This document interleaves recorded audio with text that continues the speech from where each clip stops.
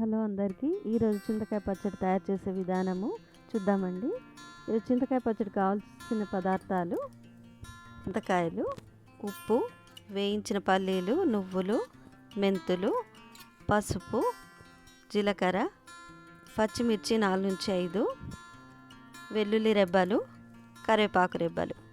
తయారు చేసే విధానం చూద్దామండి.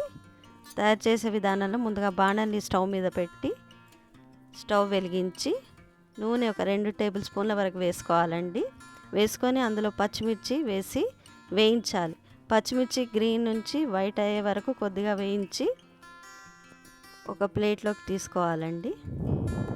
ఈ పచ్చడి చాలా బాగుంటుందండి. ఇప్పుడు నోరు ఏదైనా రుచిగా లేనప్పుడు ఈ పచ్చడి అన్నంతో కలుపుకొని నెయ్యి వేసుకొని తింటే చాలా బాగుంటుంది. చిన్నపిల్లల నుంచి అయితే పెద్దవాళ్ళ వరకు ఈ పచ్చడిని చాలా లైక్ చేస్తారు. ఒకసారి తిన్నారంటే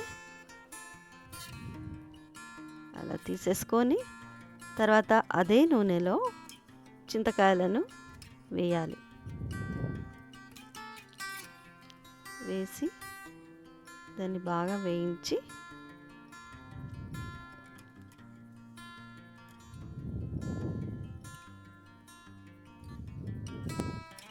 అందులో పసుపు, మెంతులు వేయాలి.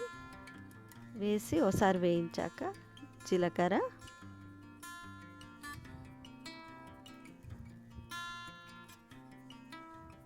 వేసేసి బాగా వేయించాలి.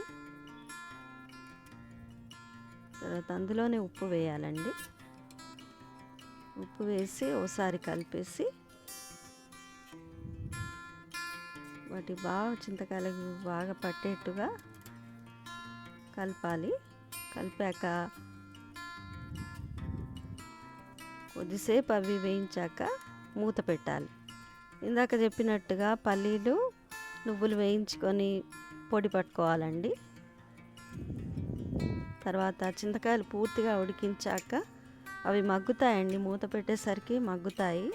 అయినా కొద్దిగా వాటర్ పోసేసి అందులో ఇందాక వేయించుకున్నటువంటి పచ్చిమిర్చి వేసి ఒకసారి కలపాలండి. తర్వాత 2 వెల్లుల్లి రెబ్బలు, 2 కరివేపాకు రెబ్బలు అట్లా వేసేసి కలపాలి. తర్వాత చింతకాయలు అవి చల్లారాక ఈ మిశ్రమాన్ని అంతటిని కూడా మిక్సీ జార్లో వేసి తర్వాత ఇందాక తయారు చేసుకున్నటువంటి పల్లీలు, నువ్వుల పొడి ఏదైతే ఉందో అది కూడా ఇందులో వేయాలి.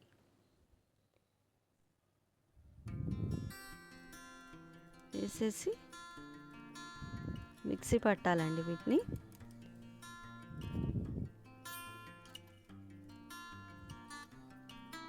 మరి పూర్తిగా పేస్ట్ లాగా కాకుండా కొద్దిగా బరకగానే పట్టుకోవాలి. ఆ తర్వాత బాణాలు పెట్టి అందులో నూనె 2 టేబుల్ స్పూన్ల వరకు వేసి పోపు దినుసులు వేయాలండి. పోపు దినుసులని వేసాక అందులో వెల్లుల్లి రెబ్బలు, కరివేపాకు రెబ్బలు వేసి బాగా వేయించి మిక్సీ పట్టినటువంటి చింతకాయ పచ్చడి ఏదైతే ఉందో అది ఆ పోపులో వేసేయాలి. వేసేసి బాగా కలియబెట్టి 1 నుంచి 2 నిమిషాల వరకు దాన్ని ఉడికించాలి.